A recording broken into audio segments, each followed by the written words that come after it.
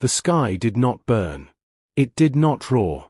It simply changed, and in that quiet moment, humanity knew it was no longer alone. At 9:17 Universal Time Coordinated, every satellite camera failed at once. Not exploded. Not jammed. They simply went blind, as if something vast had moved too close for human eyes to understand. 17 seconds later, the stars above Earth shifted, and shadows appeared where nothing had been before. Massive shapes slid out of nothingness, slow and deliberate, like predators certain their prey could not run. Across the world, people stopped where they stood. Farmers froze in open fields. Pilots stared through cockpit glass at impossible silhouettes. Children pointed upward, confused rather than afraid, because fear had not yet caught up with reality. Then the sky filled. Thousands of alien vessels arranged themselves into perfect geometric formations, wrapping Earth in a silent cage.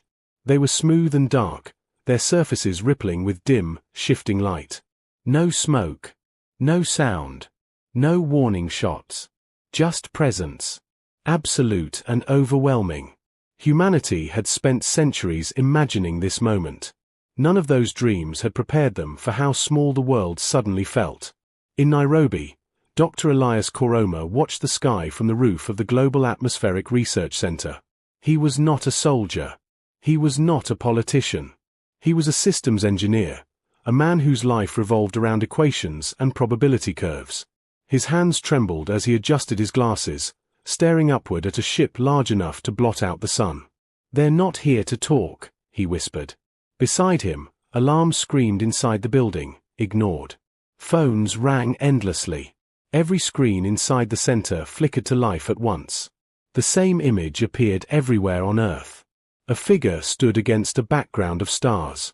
It was tall, thin, and unnaturally still. Its skin was a dull silver gray, stretched tight over sharp bone. Its eyes were wide and reflective, like polished obsidian, and they did not blink. When it spoke, its voice did not echo. It did not carry emotion. It simply arrived in the minds of every human being. Species designation, human. The words were translated perfectly, without accent or delay. You occupy a resource-rich world located at a strategic transit point. Your technological development has reached the threshold of external relevance. People held their breath without realizing it. I am Overseer Kethraral of the Varelian Accord. Your planet has been evaluated. Your species has been measured. Images replaced the figure. Worlds cracked open by orbital fire. Cities erased down to bedrock. Oceans boiled away. Billions of lives reduced to heat and dust. Compliance results in survival, Kethraral continued calmly. Resistance results in correction. The image returned to its face. You will surrender governance, infrastructure, and population control to the Accord within 48 of your hours. In return, your species will be preserved as a labor civilization. The word preserved settled like poison. You are not unique, Kethraral added. 412 civilizations have reached this stage. 412 have chosen survival. The screen went dark. 4-3 heartbeats. The world was silent. Then everything broke. Markets collapsed in minutes. Borders vanished as people fled cities, unsure from what or where. Some prayed. Some screamed. Some laughed, their minds unable to accept the scale of what had arrived. Governments declared states of emergency, then quietly realized how meaningless those words sounded now. In Geneva, the Emergency World Council assembled in a chamber that had once hosted debates about trade and climate policy. Now it held shaking hands and pale faces. Director Amora Voss stood at the center of the room, her posture straight despite the exhaustion pulling at her eyes. She had survived coups, cyber wars, and the slow collapse of old global systems. Nothing had prepared her for this. "They're giving us 48 hours, one delegate said weakly. "They're not attacking. That means they want us alive." "At a price," Amora replied. A man from one of the major military powers slammed his fist on the table. "This is suicide. Look at their fleet. They could wipe us out without even trying. We surrender, we live." "And live as what?" someone asked. The question lingered, unanswered. Far below the surface of the Earth, in a facility so old it no longer officially existed, General Marcus Hale listened to the broadcast in silence. He was a quiet man, built like worn stone, his face marked by scars he never explained. He had spent his career preparing for threats no one wanted to admit were possible. He turned to the officer beside him. "Begin Phase 0, Hale said. The officer hesitated. "Sir." Phase 0 was theoretical. Hale met his eyes. So was this morning. Across the planet, hidden systems awakened. Not weapons, not yet. Observers. Listeners. Ancient programs designed to watch, learn, and wait. Humanity had never expected to win a war against the stars. But it had always planned to understand one. Back in Nairobi, Dr. Elias Koroma watched data pour across his screens as strange energy patterns rippled through the upper atmosphere. The alien ships were scanning Earth constantly, probing communications, mapping defenses, measuring reactions. "They're watching how we respond," Elias said to no one. "They think fear tells the truth." He began to smile. Fear made humans predictable. But fear was not the only thing humans felt when cornered. On the second day, the reply was sent. Not from one nation. Not from a military base. From everywhere. Every transmitter on Earth activated at once. Music stations. Weather satellites. Emergency beacons. Private servers. Old analog towers long thought useless. A chaotic, beautiful mess of signals converged into one message, not perfectly synchronized, but unmistakably human. Director Amora Voss appeared on the broadcast, standing not behind flags, but among people, scientists, workers, soldiers, civilians, standing shoulder to shoulder. "You believe we exist to be sorted," she said evenly. "Measured. Assigned." She looked tired. She looked afraid. And she looked unbroken. "You believe survival means obedience." Her gaze hardened. "You do not understand us." Around her, images flashed. Human history. Art. Revolutions. Disasters survived through stubborn refusal to stop standing back up. "We are not efficient," Amora continued. "We are not unified by design.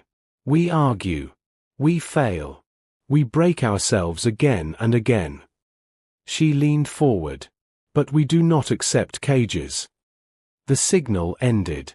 On the largest alien vessel, Overseer Kethraral watched the transmission in silence. Around it, other Varelians shifted uneasily. "No species has answered like this," one murmured. Kethraral tilted its head slightly. "Then observe carefully," it said. "An anomaly has declared itself." High above Earth, the alien fleet adjusted formation. The countdown continued. And humanity began to prepare, not to win, but to make sure the galaxy would never forget what happened when someone tried to claim Earth. Fear was supposed to break them. Overseer Kethraral had seen it happen hundreds of times. The pattern was always the same. First came shock. Then panic. Then division. Species turned on each other, governments collapsed, and within days the strongest voices begged for mercy. Fear was efficient. Fear was predictable. But Earth did not follow the pattern. From the command decks of the Varelian fleet, the planet below looked calm. No planetary shields rising. No reckless missile launches. No desperate counterattack. Oceans remained blue. Cities still glowed at night. Too calm. "They are hiding something," Kethraral said. Subordinate analysts fed data into the core. Human communication traffic had exploded, but not in the way expected. There was no unified military command frequency to cripple. Instead, there were millions of overlapping signals, civilian networks, private relays, encrypted chatter, and outdated systems that should not have been functional at all. "They are improvising," one analyst said. "Their information flow is chaotic." "Chaos is weakness," another replied. Kethraral did not answer. It watched the streams closely. Beneath the disorder, patterns emerged, not rigid, not centralized, but adaptive. Humans were not waiting for orders. They were acting. On Earth, General Marcus Hale stood before a wall of projections deep beneath the Rockies. He watched as icons lit up across the globe. None of them represented armies. They expect hierarchy, Hale said to the assembled commanders and civilian leaders. One head to cut off. He pointed at the displays. So we remove the head. Dr. Elias Koroma's face appeared on one of the screens, broadcasting from Nairobi. His lab behind him buzzed with activity. They're scanning for centralized resistance, Elias said. Command structures. Weapon stockpiles. Defensive grids. Hale nodded. And they won't find them. Because there were none. Instead of building a single planetary defense, humanity had fractured itself on purpose. Military units were dissolved into thousands of semi-independent cells. Supply chains were decentralized. Communication protocols shifted constantly, using random delays, obsolete formats, even human messengers when necessary. It was inefficient. It was messy. It was impossible to predict. In a quiet town in Argentina, a retired engineer named Sofia Mendez opened a sealed container she had sworn never to touch again. Inside lay parts for an old electromagnetic launcher, a prototype she had built decades earlier and dismissed as impractical. Now, practicality no longer mattered. In the Arctic, research stations converted drilling equipment into mass drivers. In crowded megacities, construction drones were reprogrammed into autonomous barricades and mobile traps. Nothing humanity built was designed to fight aliens, but everything humans built could be repurposed. Fear did not paralyze them. Fear focused them. The first Varelian probe descended over the Pacific Ocean 40 hours after the ultimatum. It was sleek and fast, designed to test defenses and demonstrate superiority. The fleet expected no resistance. They were wrong.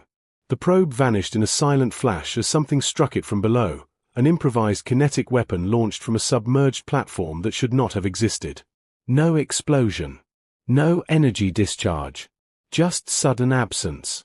The alien fleet reacted instantly, shifting formations and deploying countermeasures.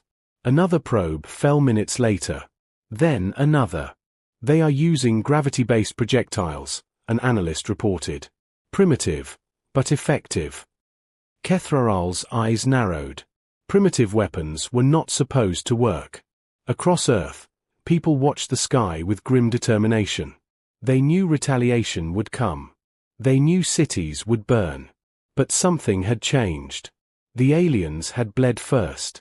In low orbit, a Varelian boarding force attempted its first ground insertion over Eastern Europe. Drop vessels pierced the atmosphere, shields flaring as they descended toward what intelligence identified as a major population center.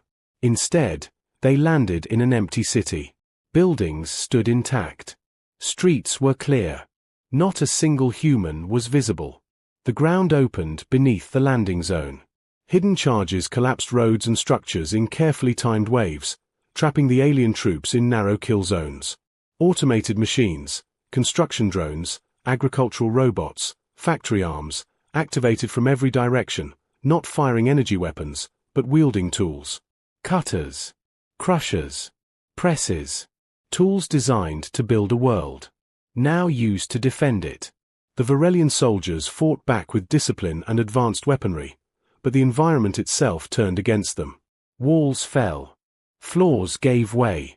Fires spread through fuel lines humans had sabotaged days earlier. No victory announcement followed. No message was sent. Only silence. Kethraral watched the combat feeds terminate one by one. This level of resistance was not forecast, a subordinate said carefully. Kethraral stood motionless. They are sacrificing their own infrastructure, it said. They are burning their cities before we can claim them. Yes, the subordinate replied. It is illogical. No, Kethraral corrected. It is defiant. On Earth, Director Amora Voss addressed the planet again, not with speeches, but with presence. She walked through evacuation zones, spoke with engineers and medics, and stood in ruins still smoking from orbital strikes. We are not winning, she told the people honestly. But neither are they. The words spread faster than fear ever had. The Varelian Accord had conquered through intimidation and overwhelming force. They had never faced a species willing to destroy its own world just to deny an invader victory. General Hale summarized it best in a closed transmission to all resistance cells. "They want submission," he said. "So we give them uncertainty. They want obedience. So we give them chaos. They want Earth intact." He paused. "So we make Earth expensive." Above the planet, the alien fleet repositioned again. More ships moved into attack formation. Energy levels spiked. Orbital weapons charged. The real invasion was about to begin. And for the first time in 12,000 years, the Varelian Accord hesitated, not because they feared defeat, but because they feared something far worse. A war they could not control. A species that refused to behave. A planet that would rather burn than bow. The first full bombardment began without warning. Above Earth, Varelian warships aligned with mathematical precision. Energy conduits along their hulls glowed brighter as weapons charged, drawing power from reactors older than human civilization itself. The Accord had decided that hesitation was a mistake. Cities would burn. Order would be restored. From orbit, beams of compressed energy struck the atmosphere, carving lines of fire across continents. Entire regions lost power in seconds. Shockwaves shattered glass for hundreds of kilometers. The sky over the planet turned the color of bruised steel. But Earth did not scream the way other worlds had. It adapted. General Marcus Hale stood unmoving as reports poured in. Casualties. Damage. Losses. He acknowledged them all, then issued no commands to counterattack. Instead, he waited. "They think this is escalation," Hale said quietly. "It's not. It's confirmation." Dr. Elias Koroma's voice crackled over a secure channel. "Their ships are running high-output shields continuously. They're expecting retaliation." Hale nodded. "Good. Let them." Across the globe, resistance cells went dark. Not destroyed, silent. No transmissions. No launches. No visible movement. To the Varelians, it looked like collapse. Overseer Kethra studied the data streams, puzzled. Human resistance activity had dropped sharply. Orbital strikes had shattered multiple urban centers. No organized response followed. "They are breaking," a subordinate said with certainty. "Psychological collapse is imminent." Kethra did not reply. It remembered the earlier anomalies. The improvised weapons. The deliberate sacrifices. "Maintain bombardment," it ordered. "But deploy no ground forces yet." On Earth, millions of humans moved underground, into tunnels, subways, mines, basements, and ancient shelters built for wars that never came. The planet had been hollowed out by centuries of industry. Humanity vanished into the spaces it had carved for itself long ago. And something else vanished too. Noise. The electromagnetic spectrum around Earth changed subtly. Signals that had once filled space with human chatter faded. Satellites went dark, not destroyed, but deliberately shut down. Even emergency beacons fell silent. To the Varelians, Earth was going quiet. To humans, it was holding its breath. In a buried facility beneath the Indian Ocean, a group of scientists and engineers stood around a device that looked unimpressive, an irregular mass of metal and composite materials surrounded by cooling coils. "What if they notice?" someone asked. "They won't," Elias said calmly. "They're not looking for this." The device was not a weapon. It was a mirror. For decades, humanity had studied itself, its emissions, its waste energy, its accidental signals bleeding into space. In doing so, it had learned something important. Advanced civilizations were loud.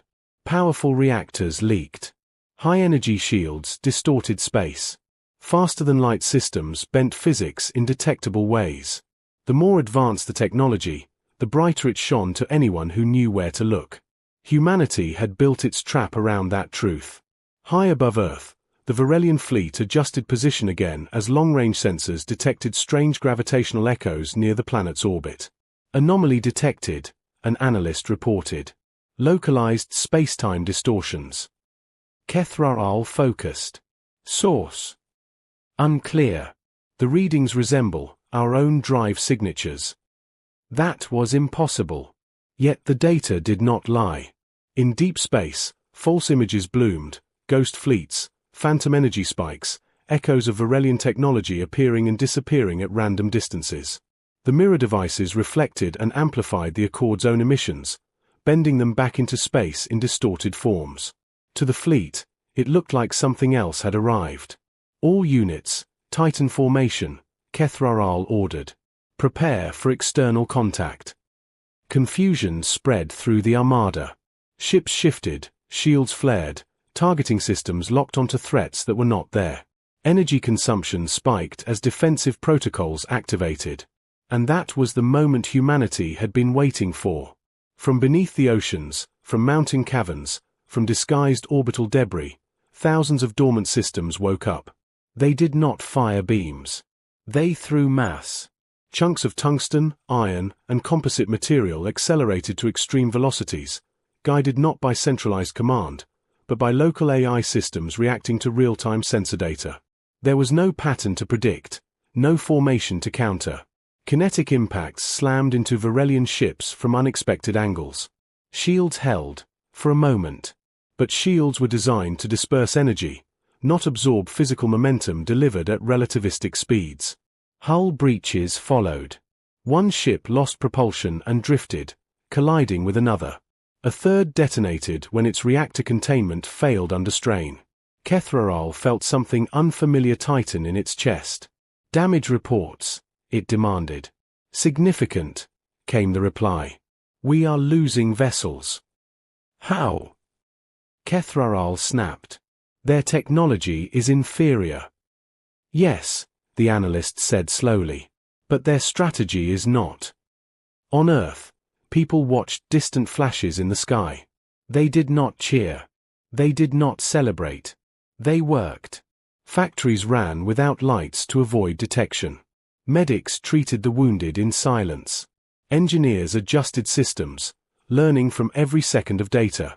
Humanity was not reacting anymore. It was experimenting. Director Amora Voss stood in a darkened command center, listening to reports with a steady expression. They're trying to understand us, she said. General Hale nodded. They always do. Too late. The Varelian Accord had never faced a species that treated war like an evolving problem rather than a contest of strength. Humans failed fast, learned faster, and shared knowledge without waiting for permission. Every alien move taught them something. Every loss sharpened their response. Above Earth, Kethrar watched another ship fall silent, its systems overloaded by cascading failures triggered by stress the designers had never considered. This planet is not a prize, a subordinate said quietly. It is a trap. Kethrar did not disagree. But retreat was unthinkable. The Accord's power rested on its reputation. To withdraw now would echo across the galaxy. Continue the assault, Kethrar ordered, though doubt had crept into its voice. We will adapt. On Earth, General Hale allowed himself a thin smile. So will we. The war was no longer about conquest. It was about who could change faster. And humanity had been practicing that skill since the day it first learned to survive. The Varelian Accord had never faced desperation. They had studied it, catalogued it, used it as a weapon against others. But they had never felt it, never tasted the hollow uncertainty that crept into command decisions when victory was no longer guaranteed. Overseer Kethrar felt it now. The fleet had lost dozens of ships. Not annihilated in glorious firestorms, but crippled, scattered, humiliated by weapons that should not have worked and tactics that should not have existed. Human resistance did not follow doctrines. It did not seek decisive battles. It sought exhaustion. They are not trying to defeat us, Kethrar said slowly during a command council. They are trying to outlast us. That realization rippled through the chamber like a fracture. The Accord's campaigns were built on efficiency. Swift conquest. Minimal losses. Clear outcomes. Prolonged conflict drained resources, strained logistics, and, most dangerously, sent signals across the galaxy that dominance could be challenged.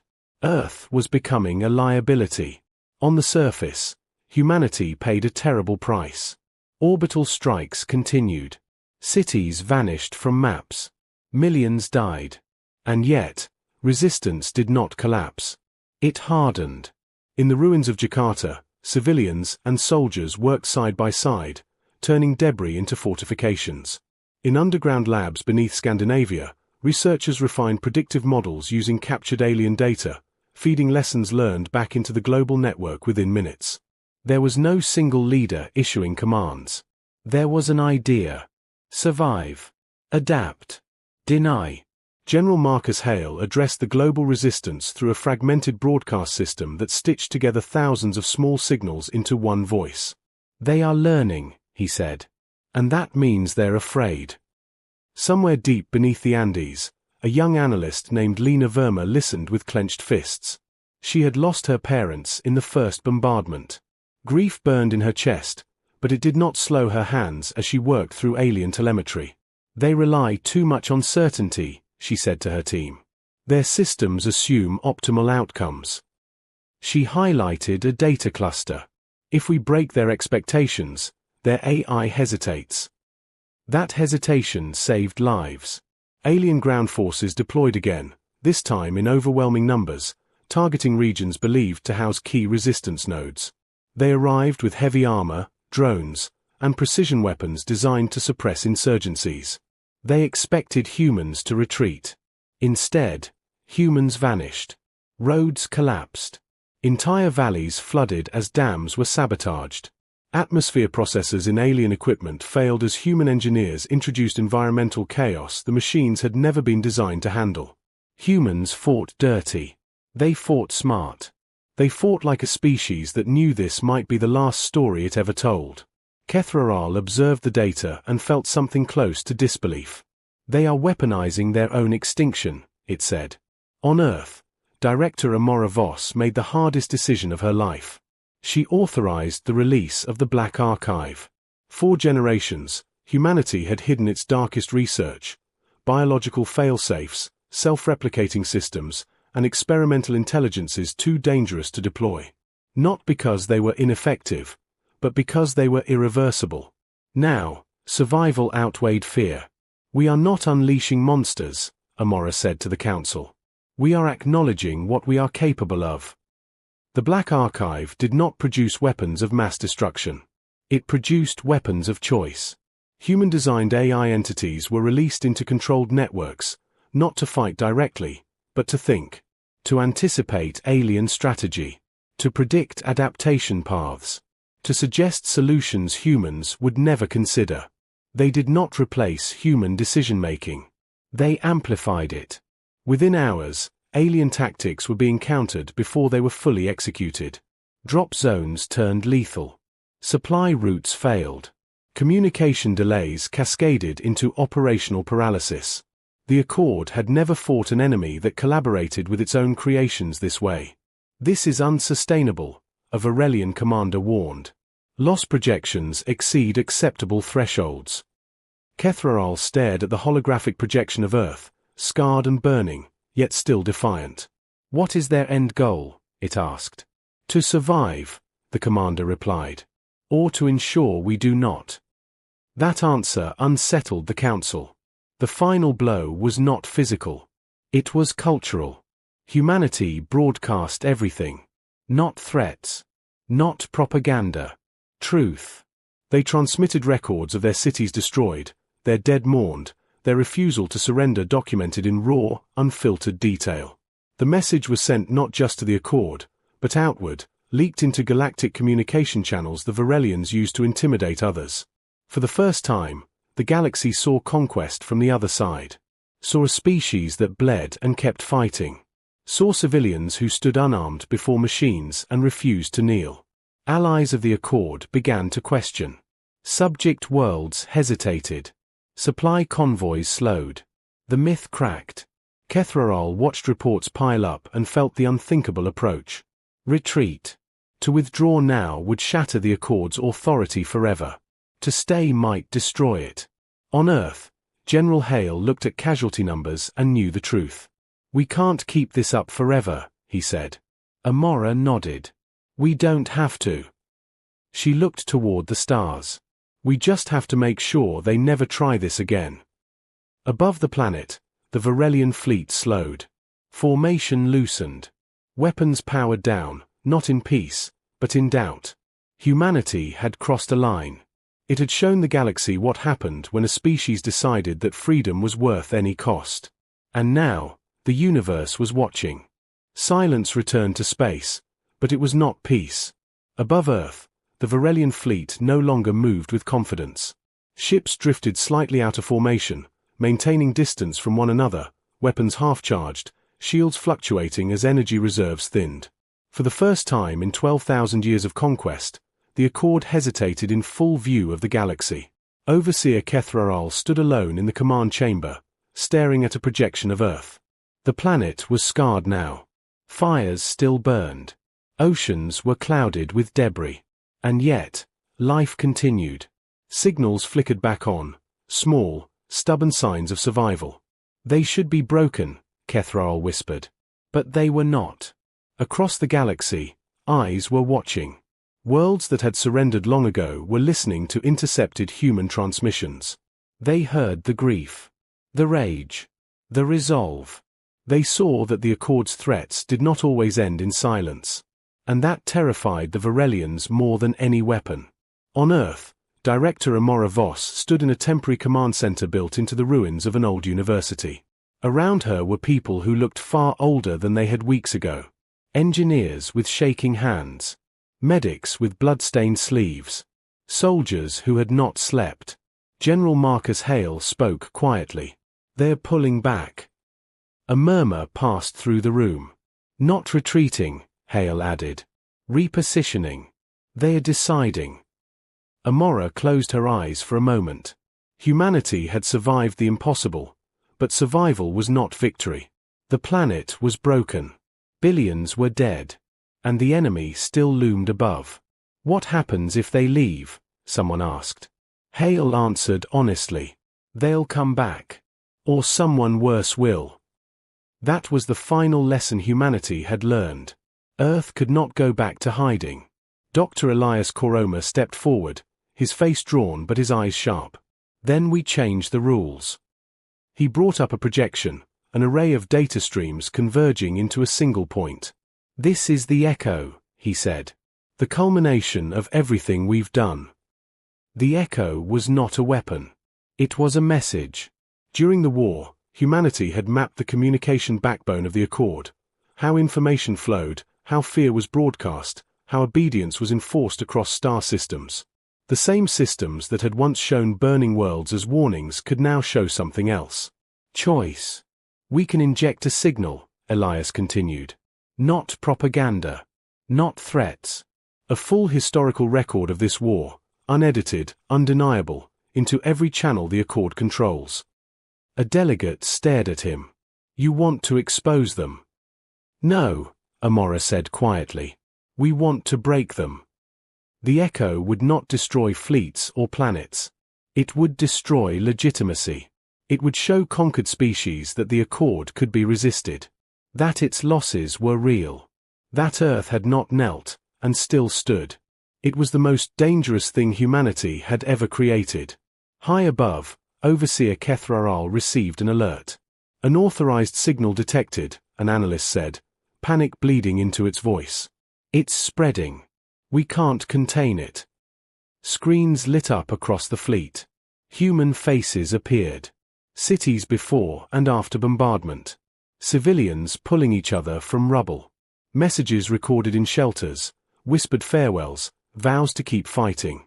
Not defiance. Truth. Across Accord space, subject worlds received the same transmission. Governors demanded explanations. Military units hesitated. Supply chains fractured as loyalty wavered. Kethraral understood immediately. This was not a battle anymore. This was collapse. Open a channel to Earth, it ordered. On a cracked screen in the ruins below, the image of Overseer Kethraral appeared before Amora Voss. You have made your point, Kethraral said. Its voice was no longer cold. It was strained. Withdraw the signal. Amora did not raise her voice. "Leave our system. There will be consequences," Kethraral warned. "The galaxy is not kind to destabilizers." Amora met its gaze. "Neither are humans." For a long moment, nothing happened. Then, slowly, the alien fleet began to move away from Earth. One ship at a time. No ceremony. No victory declaration. Just distance. The sky, for the first time in weeks, began to clear. Across the planet, people cried, not in celebration, but in release. Humanity had survived, but it would never be the same. Months later, Earth began to rebuild. Cities rose differently this time, hardened, decentralized, prepared. Humanity shared what it had learned, not as conquerors, but as a warning written in scars. The galaxy listened. Some species reached out, not to invade, but to understand. Humanity answered. Not as subjects. Not as masters. But as equals who had earned their place through fire. And somewhere in the dark between stars, the legend spread. Earth was not a world to be claimed. It was a world that fought back. And that was how humanity shocked the galaxy, not with power alone, but with the unbreakable decision to choose its own fate, no matter the cost.